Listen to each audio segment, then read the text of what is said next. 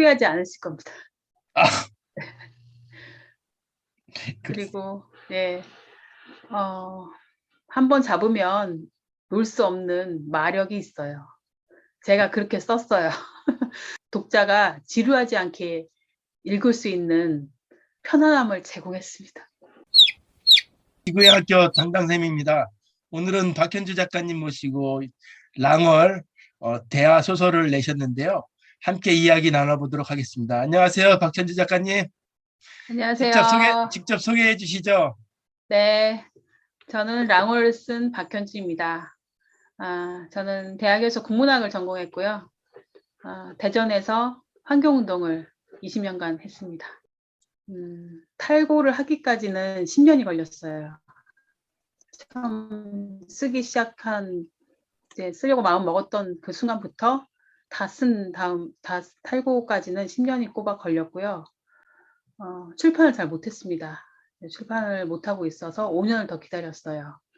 그래서 총 15년의 세월이 흘렀고요. 저도 이렇게 많이 걸릴 줄 몰랐어요. 저는 처음에 이 작품을 쓰려고 했을 때 한 1, 2년이면 될 거라고 생각했었어요. 그래서 이제 멋모르고 이렇게 덤벼들었는데, 쓰다 보니까 쉽게 끝날 수 있는 과제가 아니더라고요. 그래서 생각보다 정말 많은 세월이 흘렀고,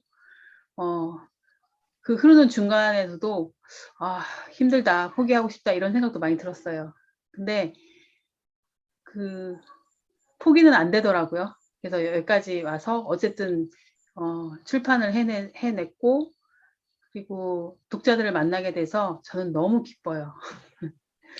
꼭 출판을 해서 세상에 이 생명체를, 이 소설이라는, 이 랑월이라는 생명체를 세상에 내놓겠다라고 하게 된 그런 동기는 어떤 게 있을까요? 네. 15년 전만 해도 이 민간인 학살, 한국전쟁 당시 민간인 학살 이야기가 잘 규명이 되지 않았던 시절이었어요. 거의 모르고 있던, 그러나 쉬쉬하면서 다 알고 있었던 사실이었는데 그걸 함부로 말할 수 없는 그런 형편이었어요. 그 대전의 민간인 학살 사건도 그 유족들이 모이기 시작한 것도 불과 20년 전이에요. 2000년대 초반부터 모이기 시작해서 지금 2021년도 한 21번째, 20번째, 21번째 정도의 위령제를 지내고 있는데 그전까지는 정말 한국 현대사에서 지워진 역사였어요. 근데 그거를 제가 보면서 마음이 확 끌렸어요. 이거를 발굴해야겠다. 제가 아니더라도 누군가 발굴을 하겠지만 시간이 매우 늦어질 것 같다.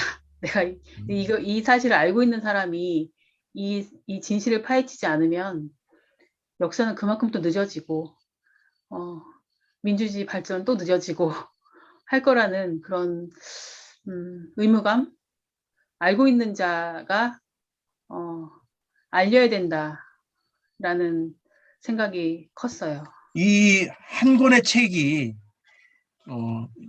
페이지 수 얘기해도 되는지 모르겠지만 네, 500페이지가 넘어요.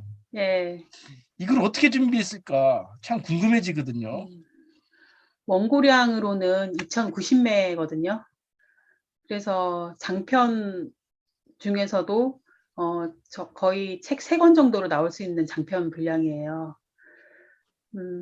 저도 처음에는 이렇게 길게 쓸 줄 몰랐어요. 단편으로 쓰려고 했었어요, 처음에. 단편으로 쓰려고 했는데 되게 작은 그릇이었죠. 거기에 다 담을 수 없었어요. 그래서 자료 수집하고 역사 공부하는데 꽤 많은 시간이 걸렸어요. 대전뿐만 아니라 대전과 전국이 이제 조선이 다 연결돼 있잖아요.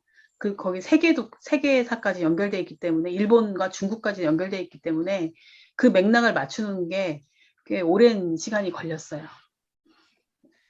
실화 소설이잖아요. 네, 픽션과 논픽션을 가미한 실화 소설인데 대화 소설이라고 표현할 수 있죠. 네, 그런데 그렇습니다. 이러한 이 소설이 왜 이렇게 잔혹하고 비극적인 묘사가 많은가? 거기에 대해서 너무 불편한 마음도 있었거든요. 네. 양심이 살아있는 분이라면 불편할 수밖에 없어요. 어, 음. 이 사실을, 이 진실을 모른 척할 수 없는 거거든요. 그래서 우리 민족의 비극이면서 인간 양심의 시험대였었다고 생각이 좀 드는데, 한국 전쟁은.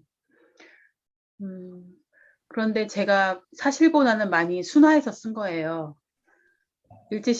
일제시대에도 그랬고, 그 이후에 해방 공간에서의 백색 테러가 엄청 났었는데, 여성에 대한 탄압도 굉장히 심했어요. 여성 활동가면 제가 이제 작품에서 그린 것보다는 훨씬 더 심각했습니다.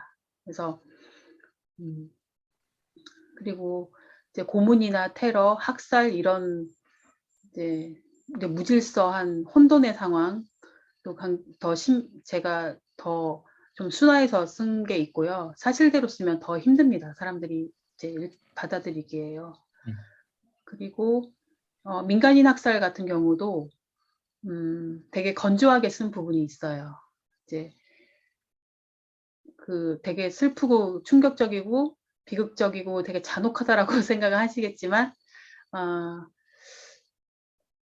그 유족들의 증언이나 아니면 그 당시 살았던 사람들의 증언을 들어보면 훨씬 더 비참한 내용들이 많아요.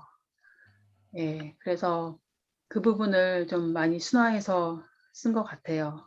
그리고 당시 미군정 하에서의 그 사회 그 생활상이 굉장히 심각한 경제난이 있었습니다. 그래서 물가는 많이 오르고 그 인플레이션 때문에 이제 쌀 한 줌도 살 수 없는 상황이 있었고, 이제 쌀값이 너무 오르니까 이제 배급제로 돌리는데, 그 배급제로 받은 쌀 양이 이제 일제시대 때보다 더 적은 거예요. 그래서 이제 굶주리는 사람도 많았고, 콜레라가 창궐 해서 그냥 손 한 번 써보지 못하고 약 한 번 쓰지 못하고 죽은 경우도 되게 많았어요. 어떻게 생각하세요? 이렇게 어, 이런 장면들 보면서 어떻게 보면 비극적인 결말이 더 많았는데 우리 박현주 작가님은 어떻게 포커스를 맞추고 이렇게 그려나가셨는지. 네. 그 당시에 건국운동, 그 이전에는 독립운동을 했던 사람들이 사랑을 이루는 경우가 거의 없었어요. 정말 아름답고 숭고하고 희생적인 사랑을 했지만 결과는 비극적이었어요. 개인보다 시대가 너무 컸어요. 시대적 상황이, 그 식민지 조선이라는 상황이 개인이 감당하기에는 너무나 큰 시련이었어요. 그래서 정말 사랑을 성공적으로 이루고 꿈을 이루고 했던 것들이 매우 적습니다. 거의 없다라고 봐야 되는데, 그 비극적인 상황에서도 저는 그들이 패배했다고 보진 않아요. 죽은 다음에 그 사람의 삶에 대해서 평가가 되는 거니까요. 지금 그때 위세당당하게 친일 행위를 하고 이후에 학살까지 자행했던 사람들은 승리자가 아니라 지금은 가해자예요. 가해자로 이제 판명이 났고, 그때 이제 죽었던, 그렇게 꿈도 사랑도 이루지 못하고 살았던 사람들은 그 삶이 헛된 것이 아니고 그 사람들이 뿌려줬던 피 덕분에 우리가 이렇게 민주화된 사회에 살고 있고, 그 교훈을 배우고 있고요. 그 진실을 계속 규명하려는 노력을 하고 있습니다. 그래서 저는 그들을 오히려 승리자라고 부르고 싶어요. 비극적이었지만 정말 한순간도 허투루 살지 않은 삶을 살아줬기 때문에 지금 제가 이렇게 뜨겁게 글을 쓸 수가 있었고, 그 오랜 시간을 그분들에 비해서는 되게 짧은 시간이지만 버틸 수 있었고, 독자들에게 감동을 주는 작품을 쓸 수 있었던 것 같습니다. 이런 과정 속에서 아직도 우리 대한민국 한국 사회에서는 지금 말씀하신 그런 논리로 보면 패배자임에도 불구하고 사실은 요직이라든가 아직도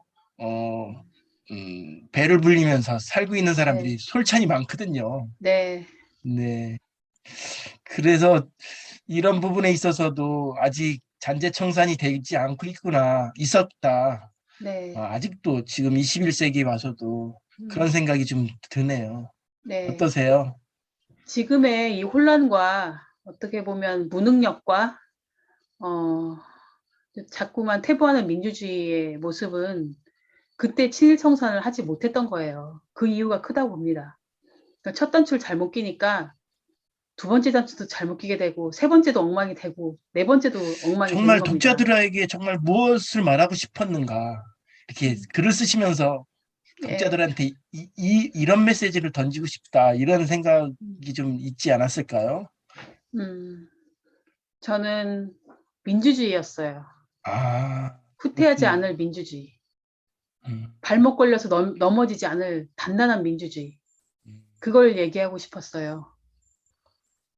그래서 다시는 국가폭력으로부터 희생되지 않고 어, 소수며 약자라고 해서 희생을 당하지 않고 뭔가 내가 이념과 뭔가 생각이 다르다고 해서 그것을 탄압받을 소지가 안 되는 음,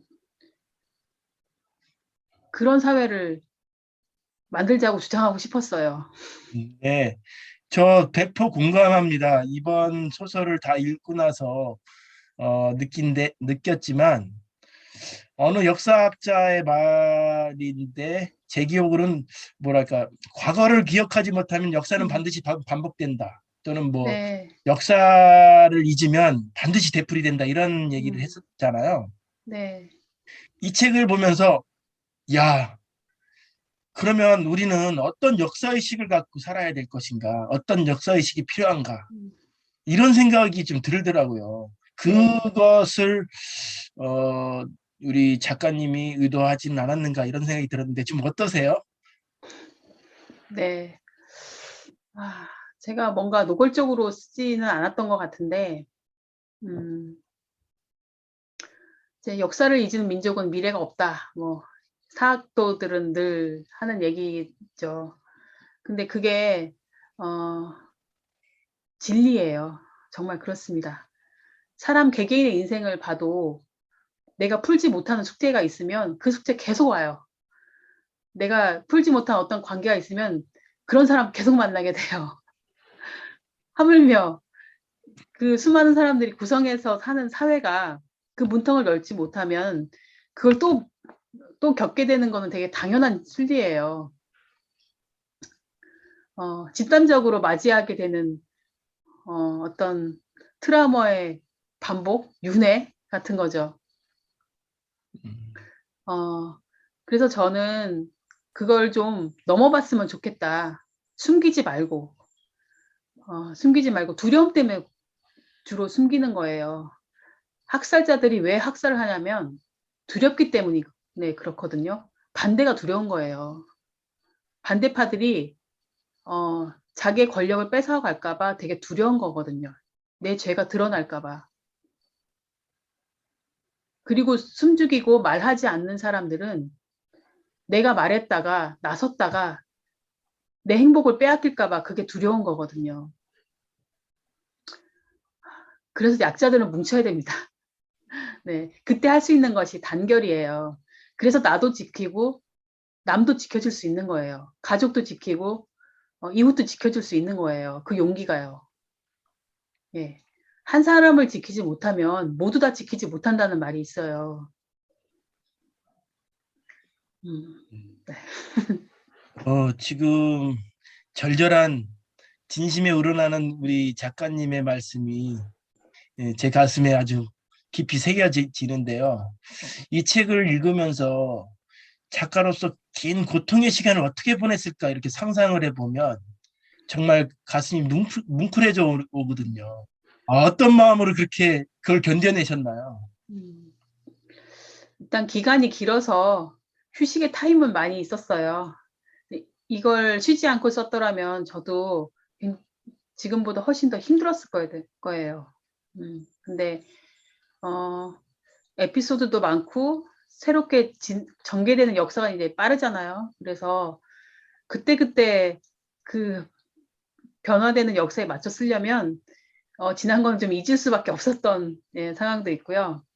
학살 부분은 사실 좀 어려웠어요. 개인적으로 이제 심정적으로 좀 어려웠어요. 내가 이 무게를 감당할 수 있나?부터 시작해서 쓰다 보면 또 좀 뒷골이 서늘한 느낌? 또 악몽도 꾸고 그런 적도 있었어요. 그래서 그때는 이제 쓰는 거 멈추고 교회에 가서 기도를 했습니다. 그렇게 카테고리를 잘 정리하면서 모두가 다 연결된 긴 대서사를 완성을 하셨는데, 이런 우리가 이 대하 소설을 보면서 이런 역사가 되풀이되지 않기 위해서 우리는 무엇을 어떻게 준비해야 될 것인가 했을 때, 아까 말씀하신 약자는 뭉쳐야 된다. 또 뭐랄까요, 두려움으로부터 좀 해방될 수 있는 길을 찾아야 된다, 이렇게 말씀하셨지만 좀 이게 추상적인 표현이거든요, 사실. 그래서 네. 우리가 실제 삶에서 어떻게 할 것인가, 이런 부분들에 대해서 참 고민이 많거든요. 해안이라도 좀 있으면 알려주실 수 있을까요? 네. 정치에 관심을 가지십시오. 아, 네. 그리고 선거를 잘 하십시오. 잘 찍어야 됩니다. 예, 가짜 뉴스에 속지 말고요.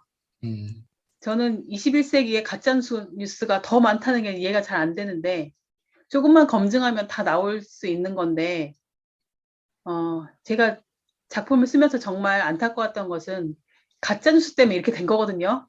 분단도 되고 전쟁도 하고, 그 동아일보 오보 사건이 정말 큰 영향을 미쳤어요. 신탁 통치에 대해서 이미지를 확 바꿔버렸어요. 네, 신탁 통치는 그런 게 아니었는데, 마치 우리가 일제 식민지 살이했던 것처럼 그렇게 사는 것처럼 오보를 낸 거예요. 그게 대표적인 우리 민족에게 불행을 안겨주는 가짜 뉴스입니다. 근데 지금도 얼마나 가짜 뉴스가 많이 판치고 있어요. 옥석을 가릴 수 있는 눈이 필요합니다. 그걸 좀 제발 길러주세요. 네. 그래도 아직 읽어보지 않은 예비 독자들에게 당부하고 싶은 말이 좀 있다면 한 말씀 해주시죠. 저는 제가 이 소설을 썼지만 저의 것만은 아니라고 생각해요. 한국전쟁 당시 민간인 학살이 한 100만 명 정도가 학살당했다고 합니다. 당시 인구 대비해서 이거는 거의 10분의 1, 15분의 1 정도 되는 숫자예요. 그럼 과연 이 사건이 먼 나라 사람 이야기냐, 저기 내 이야기 아니라 저 전라도, 경상도, 강원도 나랑 동떨어진 사람들의 이야기냐? 그렇지 않거든요. 그건 나의 이야기고 우리 아버지 어머니의 이야기입니다. 우리 할머니 할아버지의 이야기입니다. 네. 네, 그래서 랑월 밝은 달이란 뜻인데요. 어두운 소설은 아닙니다. 결코. 네, 기분이 꿀꿀해질까봐 이렇게 두려워하신다면 그거는 오보입니다. 네. 오늘 박현주 작가님 모시고 인터뷰를 진행했습니다. 그동안 짧은 시간이나마 이렇게 함께해 주신 시청자 여러분들께 감사드리고요. 다음에 또 기회 되는 대로 또 한 번 더 모시도록 하겠습니다. 오늘 수고 많으셨습니다, 작가님. 네, 감사합니다. 고맙습니다. 네.